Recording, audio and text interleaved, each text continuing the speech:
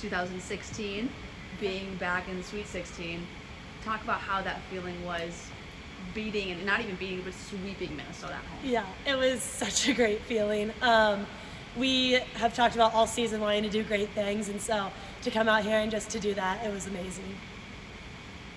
Just talk about the progress the team has made this season, Kendra. Yeah, I mean, definitely we've had some troubles this season, again, injury prone kind of in the middle of the season.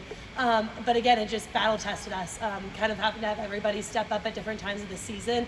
It's really just made us mature and have to grow and know that we can trust everybody. And so I think that's paid off now, where we can see everybody's ready to go no matter what the circumstances. All 18 of us are ready to go out there and play. What kind of conversations do the hitters have with each other on the court in match when, if you find yourself in moments where maybe a block is having success or there's a couple errors or whatever, like, how do you guys work yourselves out of that to get back in the room? Yeah, it's a lot of just trusting each other. It's a lot of, hey, we got this, like we're in control of this thing. We talk a lot about, again, going out there and just playing with joy, playing for each other. So no matter what the error is, no matter what it is, it's coming in and saying, hey, we're okay, we got that next one. And then it's usually, you got those people out there demanding the ball. And so it's great as a setter to know everybody wants that ball every single point, for sure. How does the balance work for you, knowing, it's been about a month and a half now with 4 or 5 hitters, just probably feeling pretty good about what they're doing out there, right? Like, how do you manage, like, set distribution? Like, okay, I got you now, I got to get Ava involved. Like, how do you manage that? I'll say the great thing about this team is that no one is offended if whoever gets the ball, no matter what. Like, everybody is so team oriented and just wants our team to succeed. So they don't care. They're like, if I get the ball, I get the ball. That's great. And so that takes a lot of pressure off of me, where I can just then go blocking matchups, who has the better blocking matchup, kind of who has that hot hand at that moment. So honestly, just having all of them have faith in me, and I have faith in all of them that no matter who I go to, they're going to put that ball away at any moment. Even if you put the ball away? Even if sometimes I put that ball away.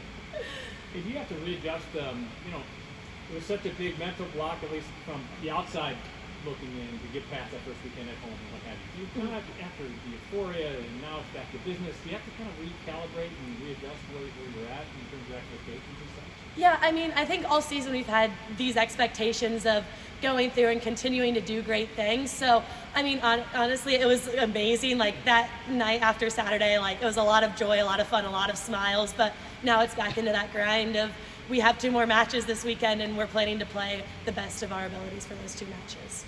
What are y'all's focuses going in playing volleyball like this match? Yeah, I think it's a lot of continue to play our game. We've done great things up to this point, and I think we've been kind of, again, battle tested, and we've shown how much growth we've had throughout this season. So now it's just continuing to dig into what we know and who we are, and playing as a team, trusting each other, and just kind of leaning into each other, even in these big matches coming up. There's a lot of pressure, but is it fun? Oh, yeah. Is this more fun than you've had? Can you equate it to anything you've gone through in your volleyball career? Honestly, no. This is again, it's just a whole nother stage. It's a whole new level. Again, stuff we've been dreaming of for years, and people have been leading up to this. So again, it's been a joy so far, and I think we're excited to see what we can continue to do in this week and in this future matches. What do you think? There's very few teams, I think, Pitt, Wisconsin, and you, are the teams that are 285 plus offensively and 150 or more defensively. What do you think your team identity is? Like, when you have a balance like that, where you can lean on the offensive line if the defense isn't sharp, and then vice versa. Yeah, again, it's team first. Honestly, it's, again, building those relationships so that then, we know no matter what happens out on the court, our defenders are going to pick up balls and our offense is going to put balls away. And so, again, it's that trust. It's that grit that we have with each other of, our defenders are going to be like, hey, we're going to get every single ball for our offense, and our offense is going to be, I'm going to put every single ball away to reward our defense, for sure. How helpful is having a coach that's been in these positions before, and what's your kind of talking to this?